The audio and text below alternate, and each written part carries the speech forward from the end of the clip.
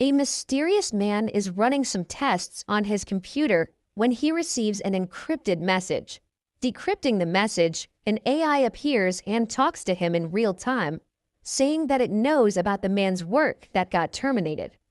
A file with the name Transfiguration Project appears on the computer. However, the AI has the plan to complete the mysterious man's project. Hesitant, the man asks why, to which the AI answers that it is the only thing that is powerful enough to stop what's coming, the end of the world. The scene changes to a TV interview with an astrophysicist named Michael Swafford about his new book titled In the End, There Was Light. Michael discussed in his book the gamma ray burst, or GRB. The astrophysicist believes that a GRB will be the cause of the extinction of mankind in the universe. Michael explains that a dying star causes a GRB by releasing two narrow beams of intense radiation. He then confirms that there is a dying star in the Milky Way galaxy called AWR 104. Unfortunately, Earth sits directly in the path of the beam zone. In other words, it is like someone is standing face to face with a barrel of a gun. Then, a computer screen is shown wherein DNA of different people are examined until they find a perfect match for a test subject. Afterward, a man named Joseph Stedman, also known as Joe, watches on TV a recorded video of his pregnant wife, Heather, and his daughter named Zoe. Joe and Heather talk about the possible name of their upcoming baby. Joe suggests that they should name the baby Rhea, which means ray of light. The Stedmans seem to be a happy family in the video, contrary to the current miserable state of Joe at the moment. However, unknown to Joe, he is being monitored through a hidden camera in his lampshade. Joe is the one chosen for the Transfiguration Project. It turns out that he is being monitored everywhere, at all times, by the mysterious man from earlier who turns out to be a mad scientist. Upon observation, it is shown that Joe is undergoing therapy for depression, suicidal tendencies, and anger management issues. In addition, Joe's daughters are also being monitored by the mad scientist. It is then revealed that Joe left his family after Heather passed away. This results in Zoe carrying a grudge against her father. However, even without her father's support, Zoe becomes a strong, independent woman. She's also dating Michael Swafford. Meanwhile, Rhea becomes addicted to substances just like her father. The two sisters are living two opposite lives. In a library, Zoe and Michael flirt around. Leaning for a kiss, Michael drops the pile of books that they gather. Upon picking up, Zoe tells Michael about the fate page. When a book falls, the page that it's opened up to can be read as a fortune and see how it can be applied to one's life. It is like a fortune-telling game she and Rhea used to play before. Zoe makes Michael try the fate page on a medical book. Although the statement is purely medical, the bottom line of the statement tells about the sacrifice of one to save everyone. Going back to Joe, who's still talking to his therapist, he shares that he's been given a job in a government funding facility. What's weird is he never applied, but the facility somehow got his name and hired him. Although weirded out, Joe still accepts the job. Later, Joe is awarded for being clean of any substance for 1 year. Joe remembers the time when he still had everything: a loving wife, 2 beautiful daughters, a dog, and a place he can call home. Afterward, Joe goes to see Zoe and tries to make it up with her. Joe tries his best to show her that he's changed and that with Zoe, they can help Rhea. However, Zoe is not yet ready. Joe insists to give her his gift, but Michael stands in between Joe and Zoe. Pissed, Joe suddenly punched and grabbed Michael by his neck. Zoe stops him, and even Joe is surprised by what he had just done. Later that night, Zoe tries to call Rhea, but she's not answering her phone. Zoe thinks her sister is using drugs again. Michael consoles her, and he reassures Zoe that he will never leave her.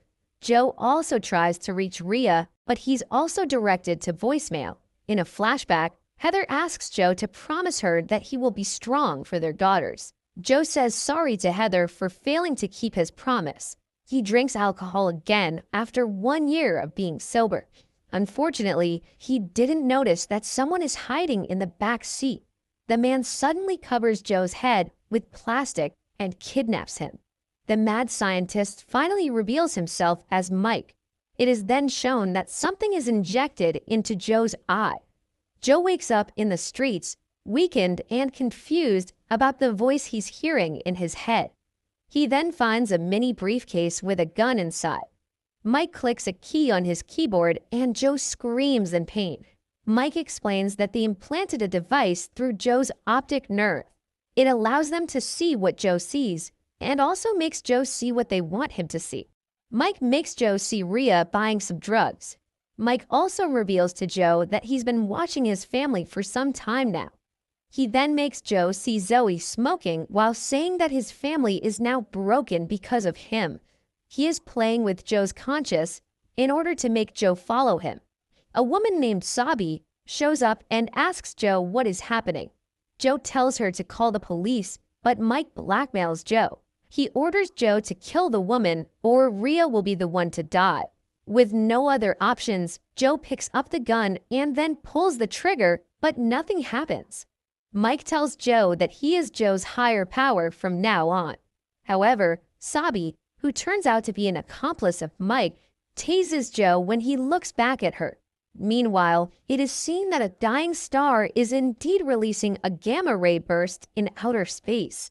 Sabi informs Mike that everything is ready.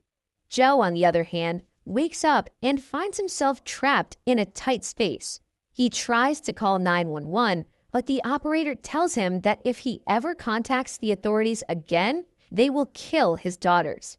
Finally agreeing to Mike's terms, Joe is released from the trunk of his car. Watching Joe through a drone, Mike orders Joe to go somewhere.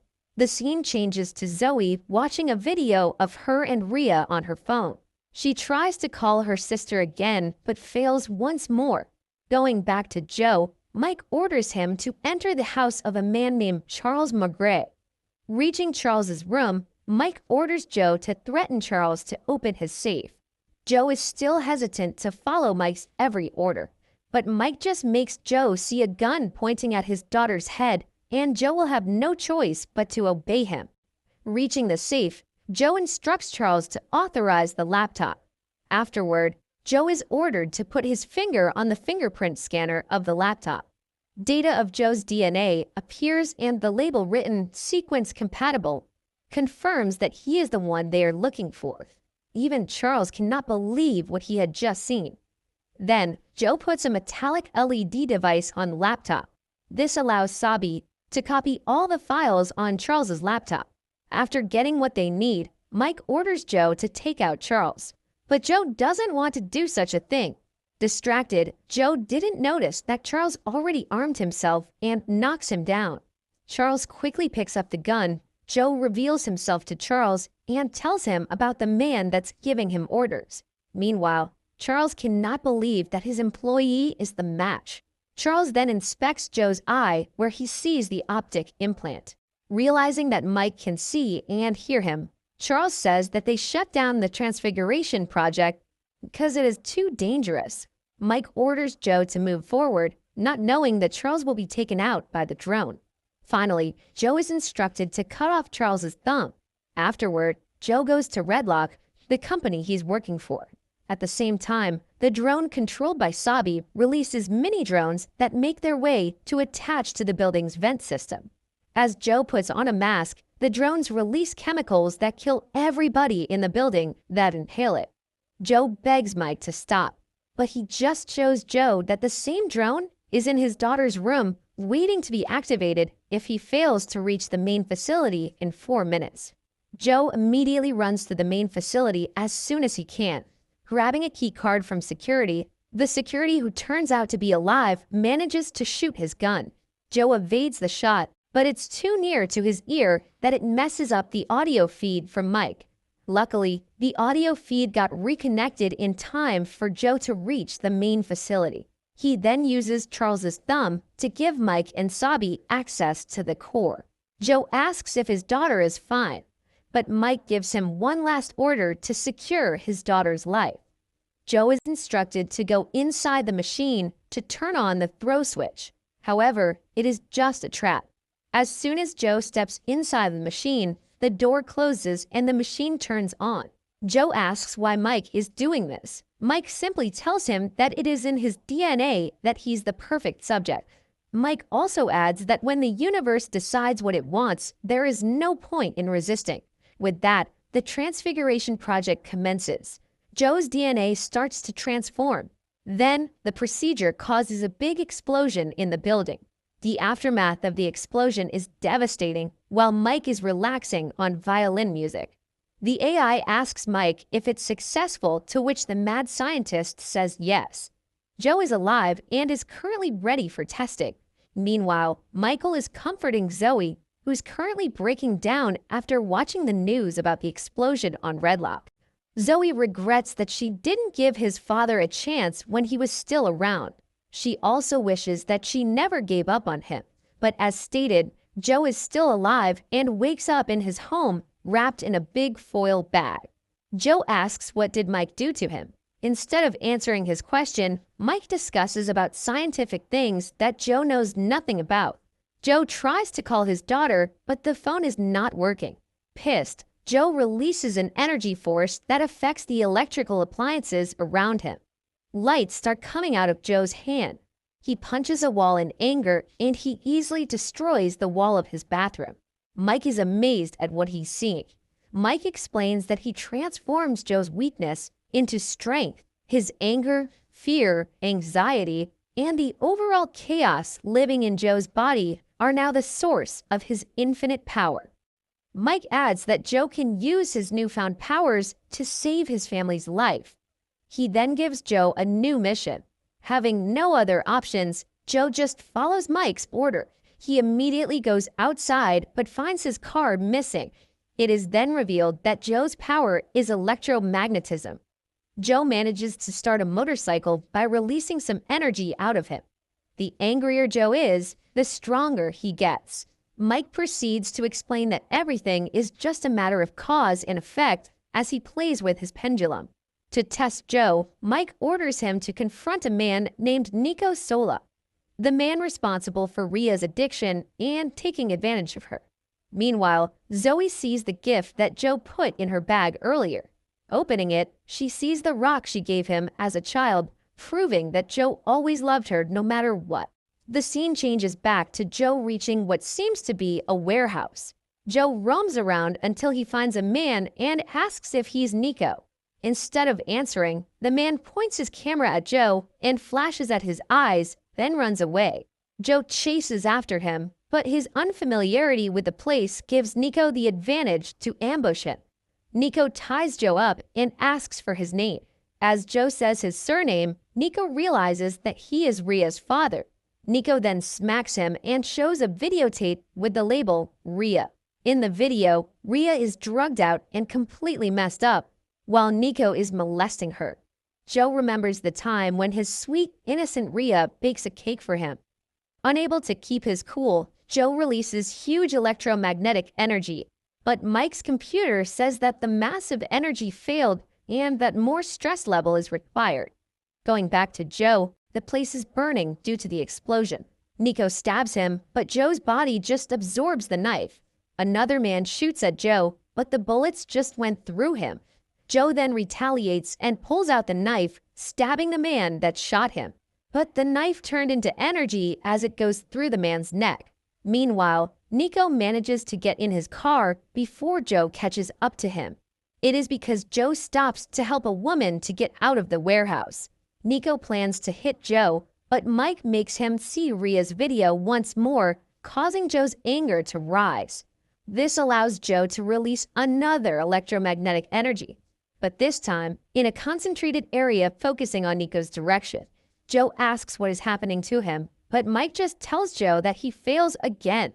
He also says that police are coming and instructs Joe to turn himself in for him to reflect deeper within himself. But instead of following Mike, Joe tries to run. Unfortunately, the police still cornered and arrested him.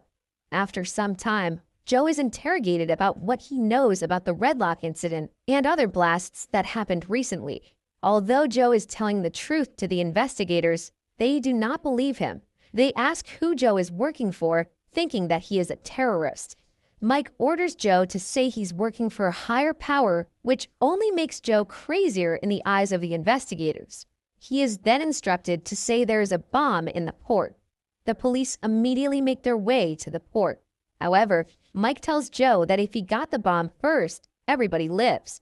But if the police got to it first, around 20,000 people would die. Stressed, Joe bursts out once again, but still fails to transform. He then immediately heads out to the port. Mike gives Joe a clue that the bomb is in a shipping crate. Meanwhile, Zoe watches on the news the hot pursuit of his father.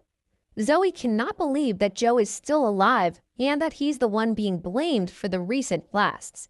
In the car, Joe's body begins glowing as he finally turns into pure energy, blasting his way around the city. The news catches the live shot of the light blasts inside Joe's vehicle. Mike is just chilling in his chair, watching Joe until his computer states that Joe's transformation finally stabilizes. Then, his men barge into Zoe's house. Michael can't do anything against the armed men as they kidnap him. Meanwhile, the police reach the port and they immediately search for the bomb. Joe, in his complete mass of energy form, also arrives at the port. He quickly makes every shipping crate levitate into the air. The explosion sets off in the air, but the impact throws other shipping crates around, causing one container to hit an airplane. The plane crashes into a railway. Fortunately, Joe manages to save both the plane and the train by using his electromagnetic energy. He stops the plane from crashing further while preventing the train from falling down the tracks. Afterward, Joe goes to Zoe's house but finds nothing but a laptop. Mike mocks Joe's cowardice. He then shows Joe that he has Zoe and Michael. Touching the laptop's screen, Joe manages to track where Mike and Zoe are and immediately goes into Mike's hideout. Arriving at the hideout of the man that put him into the suffering, Joe makes a shield around Zoe and Michael as he destroys the whole place. The security stares in horror as they see for the first time Joe's form. They try to take him down, but Joe easily disposes of them as he continues to wreak havoc in the place. Joe manifests an image of his former self as he talks to his daughter. He reassures Zoe that everything is fine and that they will go to get Rhea. Meanwhile, Michael looks at Joe in awe as if he saw a god. After some flashbacks, it is then revealed that the AI that Mike is talking to from the beginning is actually a video feed of Michael. Michael is the one who pushes Mike to pursue Transfiguration Project. The scene changes to outer space, where the gamma ray burst is already on its way to planet Earth. As the beam approaches the planet, Mike orders Michael to shoot Zoe. Angry, Joe blasts Michael off. He immediately attends to his daughter, assuring Zoe that they will go home. Unfortunately, Zoe passes away after asking for forgiveness from her father. Joe clings to her dead daughter while saying sorry over and over again. He remembers the last time he hugged Heather, Zoe, and Rhea all together. Mike finally stands up from his chair to watch Joe grieve for Zoe. To worsen the situation, Joe sees on a monitor that Mike's men barge into Rhea's apartment. They put the gun in her hand and then blow her head off, making it look like she commits suicide. Losing both Zoe and Rhea is the last straw for Joe. He completely loses it as everyone he loves is now gone. Joe bursts out as huge electromagnetic energy. It's so huge that he becomes the shield of the earth. Reaching omnipotence, Joe became a god of his own. And in his dying words, Mike submits to Joe while uttering the phrase, "Deliver us." In space, Joe protected the Earth from the gamma ray burst from a dying star. Although he fails to protect his girls, Joe manages to protect mankind as he becomes its protector. But this doesn't stop Joe from fulfilling his promise to Heather. Using his omnipotence, Joe revives Zoe and Rhea. Zoe and Rhea wake up on the beach where their family used to go. The movie ends with Zoe whispering 143 and Joe saying it back as his energy embraces planet Earth.